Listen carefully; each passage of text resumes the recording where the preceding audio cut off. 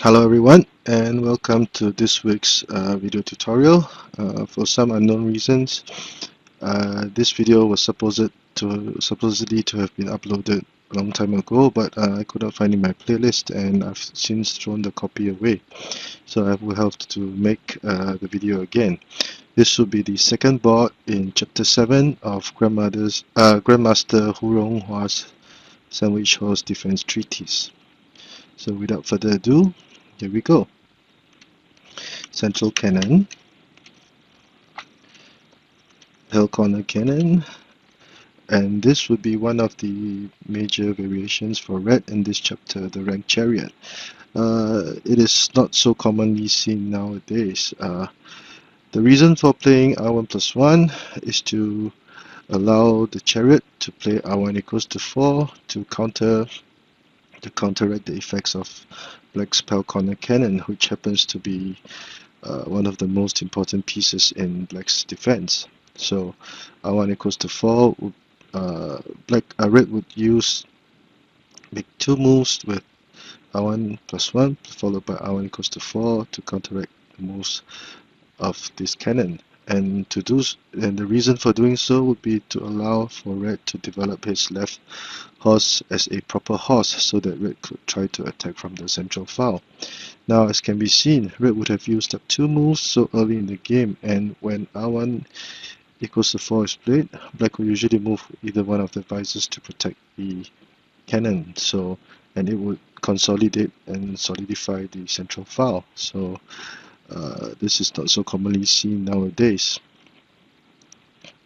So black would continue with the sandwich horse defense, and black would take the chance to develop his left chariot. And this is another reason why developing the red chariot is not a good idea, because black would have a chance to develop his left flank, which is usually one of the major issues that black would have for this opening. So since the ranked chariot was played, red will now go ahead and play h8 plus 7 as planned. And because the ranked chariot is now in place, black cannot play r6 plus 5 for the skewer. And black will protect his cannon as mentioned earlier. Now in this board, red would be very aggressive with the double ranked chariots. So since one of the chariot has already occupied this root file, red will use the other ranked chariot to occupy this root file, so that red will be in attack mode very early on in the game. Now there are four major variations for black, which were discussed in the book.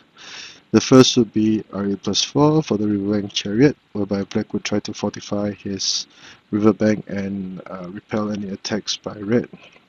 The second would be p7 plus 1, so that black can able to develop his horse and also limit the development of this horse.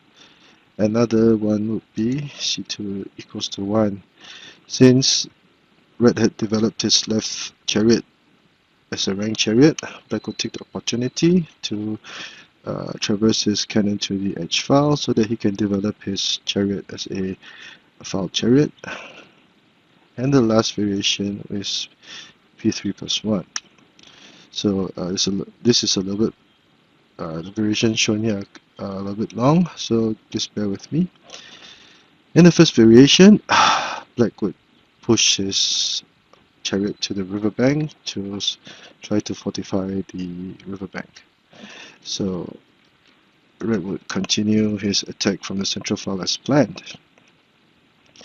And in the book, p3 plus 1 was given. There was also a discussion of the move r8 equals to 3, whereby black would try to attack the pawn, attack the horse. So if red were to move the horse to the central file, black can advance his cannon to red's pawn rank and also attack the horse over here. But would this be feasible? So as mentioned, because red had already developed both his chariots as linked chariots, both of these chariots would be linked. So red would not have to fear this variation by black, because black would now be in a dilemma. Now black would have used up 1, 2, 3, 4 moves to position the chariot at this place, whereas the red chariot would have only used 1, 2.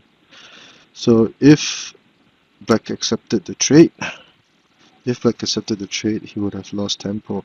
If he refused or played, let's say, r3 equals to 4, the red chariot would now have an open line to attack by capturing the black pawn. So red would have a significant advantage at this point, and that is why r equals to 3 is not a good idea, although it might be enticing.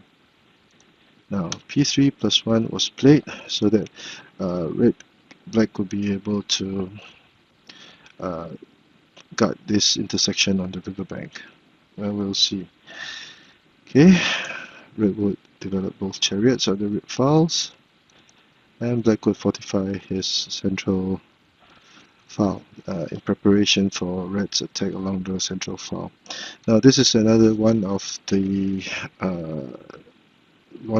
bad reputation that this variation has, because it will be too obvious for red to attack along the central file, hence giving black plenty of time to prepare and consolidate his defense, and to wait for red to attack. So that is why this variation is not so commonly seen. But if you were to play on the internet, this is still sometimes seen in actual play. So h7 plus 5, as red would be prepared to push the central pawn forward, and red would try to trade chariots so that the pressure that red was applying would be lessened. One might wonder, instead of r1 equals to 4, would c2 plus 4 be a good idea to attack the central horse? Because when the horses are linked at the central file, if one of them were captured and there was only one horse left, the development of the central horse would become an issue to consider. So in the book,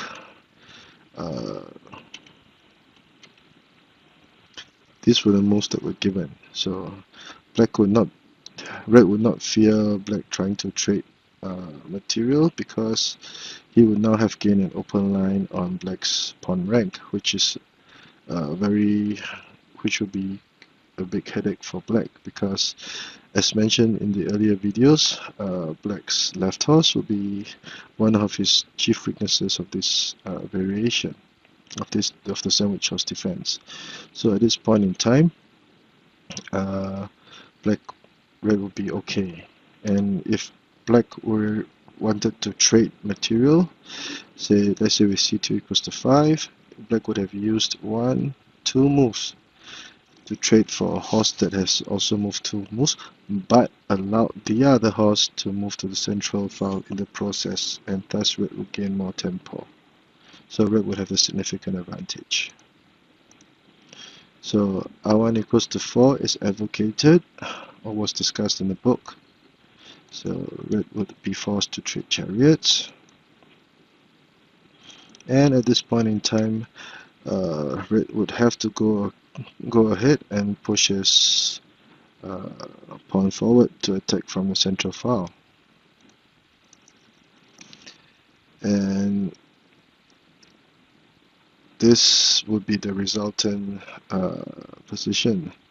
So at this point in time, as mentioned in a similar situation just now, red would have the significant advantage, because once the chariot was able to reach the black's pawn rank, it will be a very important line. He'll gain an open line at this point, and again, the black's left horse would be a major target to attack, and this would be a big headache for black. As for red, his defense would be Okay, there were not many glaring weaknesses for black to exploit, and no matter how black could move, red would be able to counter as needed. So that is why, a quick recap, if when red chooses to play the double ranked chariot variations, playing r8 plus 4 was not a good idea. So we will go on to discuss the second variation of p7 plus 1. Now p7 plus 1 it was an attempt by black to try to develop his left horse, which we could see from the previous variation that it was a weaknesses of black that black must have to address. So will p7 plus 1 be viable? In the book, red will continue to push the central pawn forward. One might wonder, would it be okay in this situation to push p7 plus 1 so that red will be able to develop this horse to the riverbank so that it could attack later on? Now, this would not be a good idea because red will consolidate his defense, and black would use the riverbank cannon to guard the riverbank. So if black tried to attack the horse, the black horse will move, and once in the sandwich horse defense, if the left horse were able to be developed, black would usually be able to turn the tables and gain some significant advantage. Now, red cannot play r4 equals to 2 at this point because the cannon was already guarding the black horse. Black could simply play c6 equals to 8 to attack the chariot over here. And the red chariot at this point would not have any good intersections to move because capturing the pawn would not do much. It will only allow black to develop his chariot as a kingside chariot, and the horse was well protected by the palace corner cannon. So black would have an easy time ahead, and that is why playing p7 plus 1 was not a good idea as compared to pushing the central pawn forward. So in the book, returning to this main line, black will again continue to play c2 plus 2 for the riverbank cannon.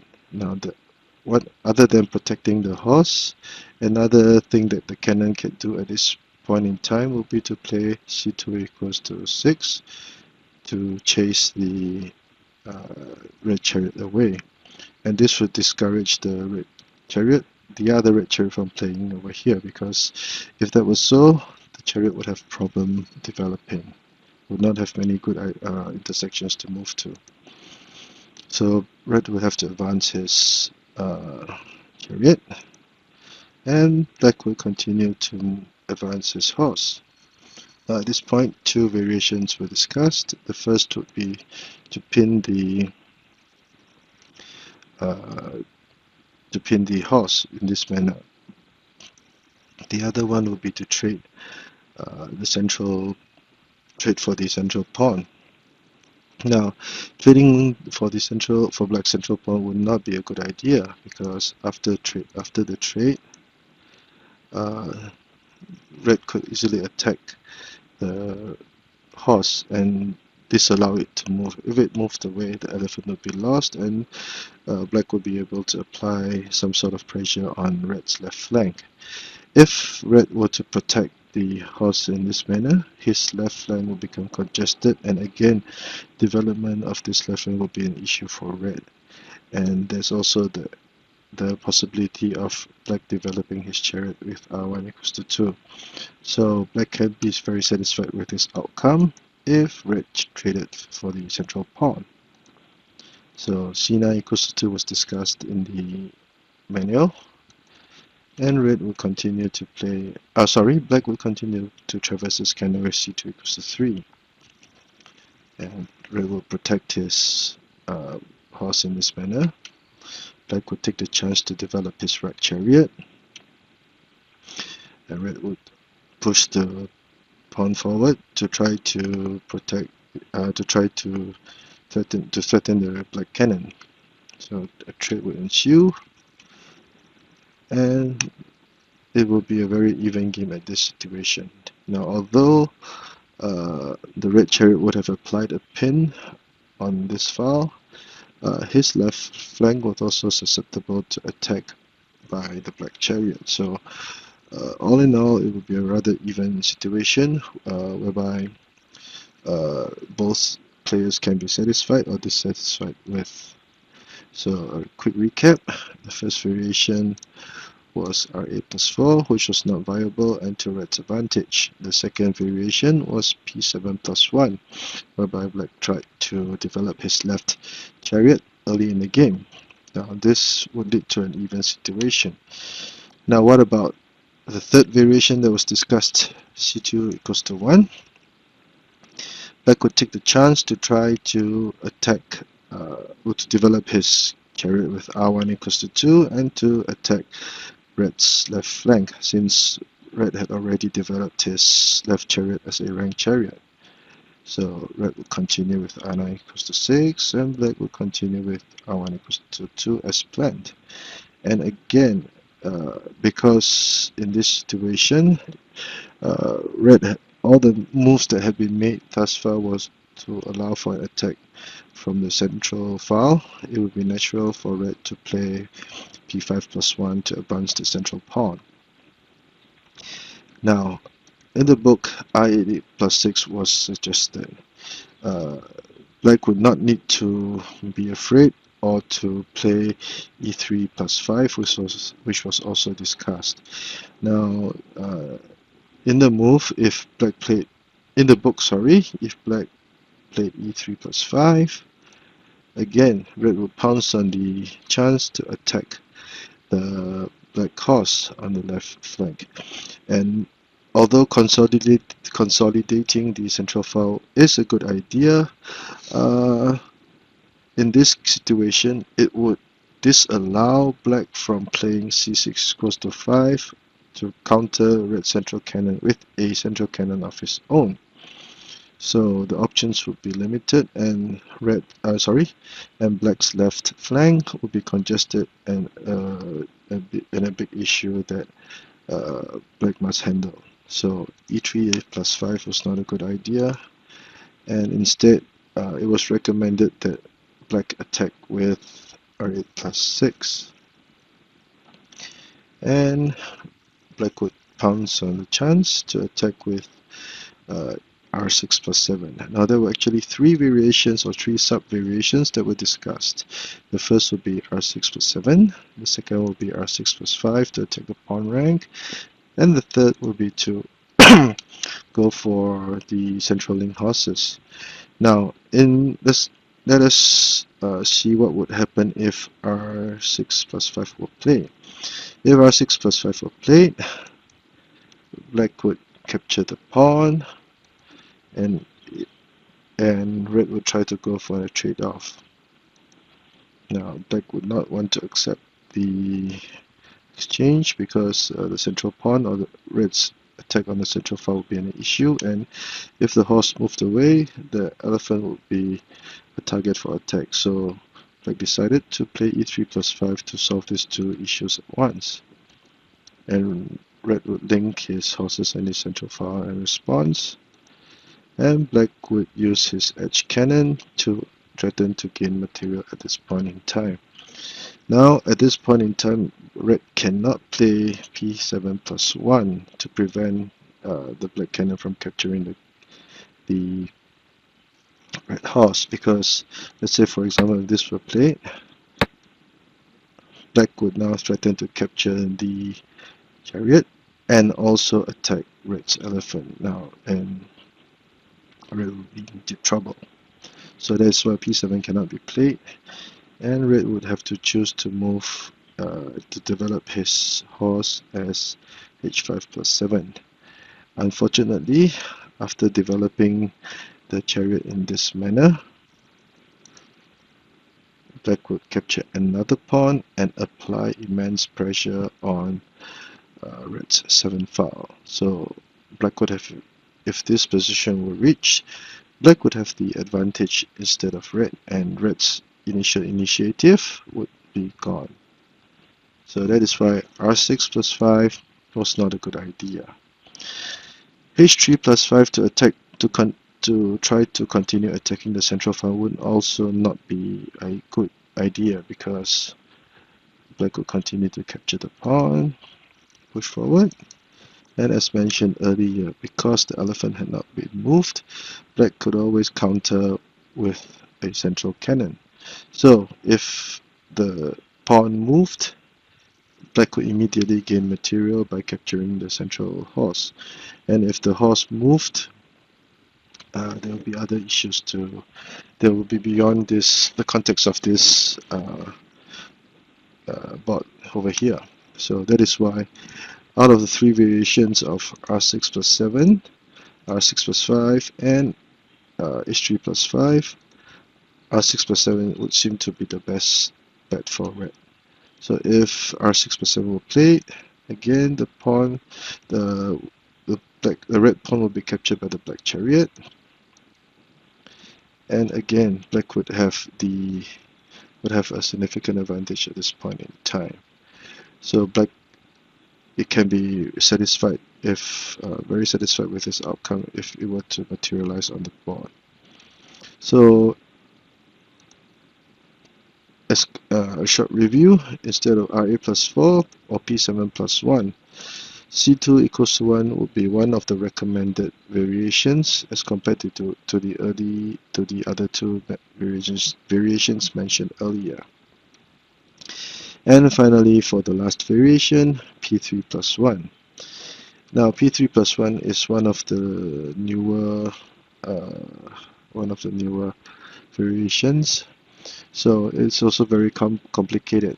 So if P3 plus 1 were played, red would charge the central pawn forward. Would it be a good idea to play R9 equals to 6? Let us see. Now black will go for the double-headed snake pawns. Red will continue the attack along the central file. And once P3, because P3 plus 1 was played, black would have the option of guarding the riverbank with C2 plus 2. Now this is a very powerful move by black, because not only would it discourage red from pushing his pawn forward, black would now have the option of playing h6 plus 7. And as mentioned many times before, if black were able to utilize this horse in a game, red will be in deep trouble.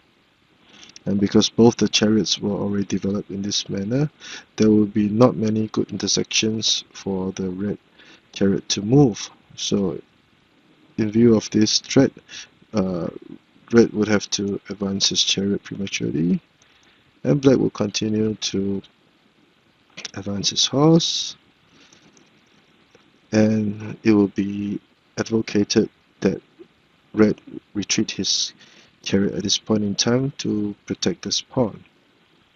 Because if, let's say, if red went for the trade-off, black could counter with the central cannon and be prepared to capture the capture the central cannon.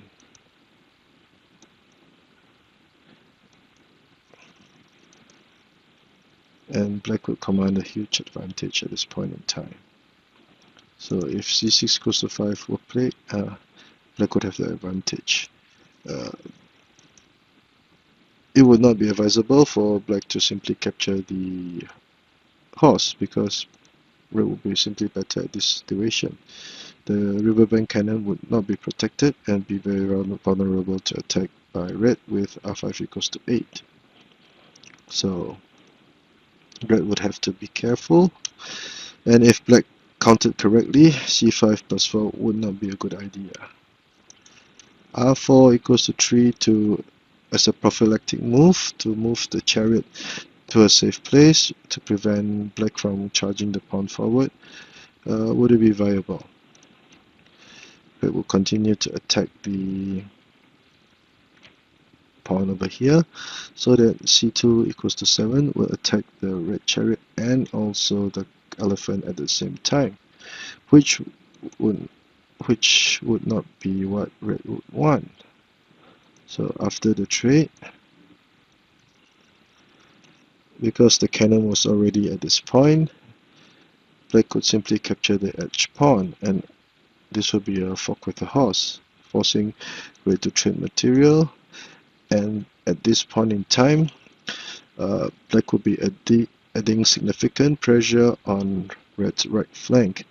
And also, with c2 equals to 9, the development of the issue of developing black's right chariot will also be solved, because it could now be developed as r1 equals to 2. So black would have the easier time ahead in this situation. So, and if r4, that is where r4 equals to 3 is advocated, and black would be able to play e3 plus 5, and black can be judged to have a successful opening at this point in time. The formation is solid, all the pieces are well developed, and there are not many good positions or intersections whereby red could use his chariot to occupy or control. So R9, a little bit of backtracking. We were discussing the fifth and final variation of p3 plus 1, and it was advocated for red to charge the central pawn forward. It would not be a good idea to develop both chariots as red file chariots so early in the game. And the next, since red had charged the central pawn forward, in the book, c2 plus 4 was studied. Another move that was studied was r equals to 6, which would lead to another complicated situation. So if r8 plus 6 were played, red would protect the pawn in this manner, and black would try to develop his right chariot. So black would attack with the central pawn, sacrificing it, but black cannot be bothered and choose to play r1 equals to 2 to target the red cannon instead, forcing red to protect his cannon in this manner. And at this point in time, black can safely capture the central pawn. And this move would be black's way of trying to gain initiative, because the cannon would now be attacking the black chariot, forcing the black chariot to capture the pawn. Now, it would not be a good idea to protect the central pawn at this point, because red would advance his pawn forward, and red would still be better in the ensuing game, because the red pawn would now be an immediate threat, would now be threatening to capture the black horse at this point in time. So black would play r equals to 7, whereby red would play h3 plus 5, so that the red cannon could still continue attacking the black chariot. Black would be forced to retreat his chariot. Red would advance the pawn, advancing the pawn again. Black would counter-sacrifice his pawn, so that black must capture, but in the process of doing so, the red's position would be weakened, and black would counter with the central cannon at this point in time. Now, although it would seem to be a loss of a one-move initiative by moving the cannon to the pal corner position before the central cannon position, this is actually a good move by black, because in this situation, as can be seen, the red's major pieces were disorganized and in a disarray. The central cannon, although it was very threatening, was not protected by any piece at all, and this would make it become very vulnerable, and it would be an issue that black could exploit very easily. So black would have to fortify his central file with e7 plus 5. Now instead of protecting the central file, would charging the pawn forward to try to capture the horse be a good idea? No, it will not, because black would simply play r7 plus 1 to gain material. Now, at this point in time, the horse cannot capture the black chariot because there will be a check that will be present. So that is why p7 plus 1 is not a good idea, and black should try to move e7 plus 5 to consolidate the central file and also prevent black from playing r7 plus 1, or the elephant would simply capture the chariot. So black would capture the offending pawn, and red would try to would move his cannon in this manner to attack the chariot, and the black chariot will be forced to return. But at this point in time, red would still enjoy a slight advantage. So there can be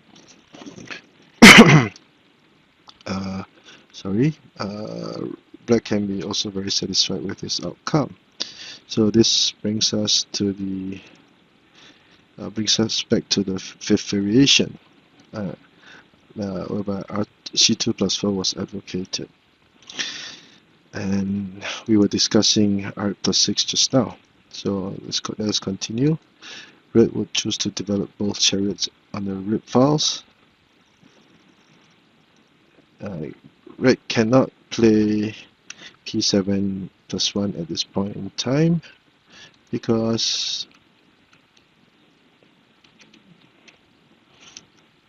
this move would allow the black cannon to threaten to capture the elephant, and once, if red were to allow that to happen, the presence of black's one cannon, one chariot combination on red's right flank could be a very big issue. And at this point in time, black would have developed his pieces very, very nicely. So r9 equals to 6 would not be advocated. Black would advance his chariot to red's pawn rank for further attack, and red will try to defend in this manner. By advancing the cannon would now be threatening to capture the offending chariot. So in the book, r equals 7 was played. One might wonder, could black simply trade cannons? Would it be better for black? We'll see. So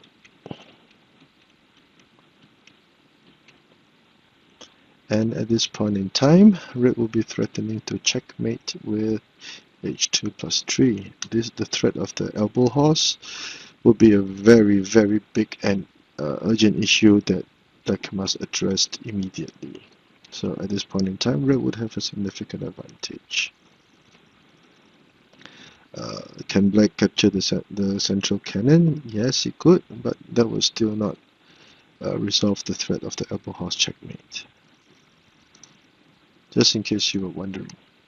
So that was why r8 equals to 7 is encouraged, and red would sacrifice his cannon, and black would be patient, and in the process of doing so, capture 2 of red's pawns, such that black would not enjoy a 2-pawn advantage, and also be prepared to recover lost material, as either the red cannon or the red horse would fall at this point in time. So in the book, the red decided to sacrifice his cannon instead.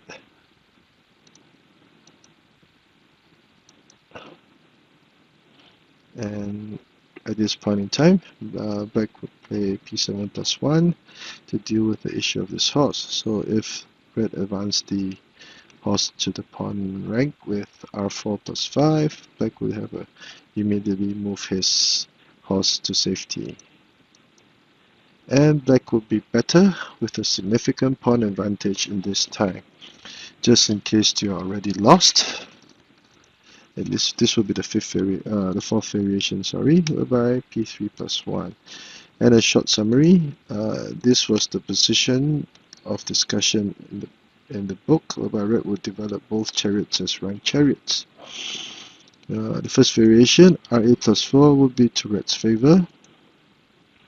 The second variation was P7 plus 1, which was okay for Black. C2 plus 1 would be also an interesting option, and P3 plus 1 would be another variation that would be better for Black. So these were the moves that were discussed for this spot, and I still don't know why I cannot find the video that I uploaded that I made such a long time ago. So have fun. Today's a Sunday, and I wish all to have a great weekend ahead. So enjoy, and I will try to do more and more Xiangqi stuff, because I think I'm starting to get the hang of the technical aspects of doing videos, and also using Joomla for my website. And I think, as I mentioned before, I love this new headset and microphone, because I think the sound quality was much better than in the past. So have fun, and if you like my channel and the work I'm doing, please subscribe, and thank you again.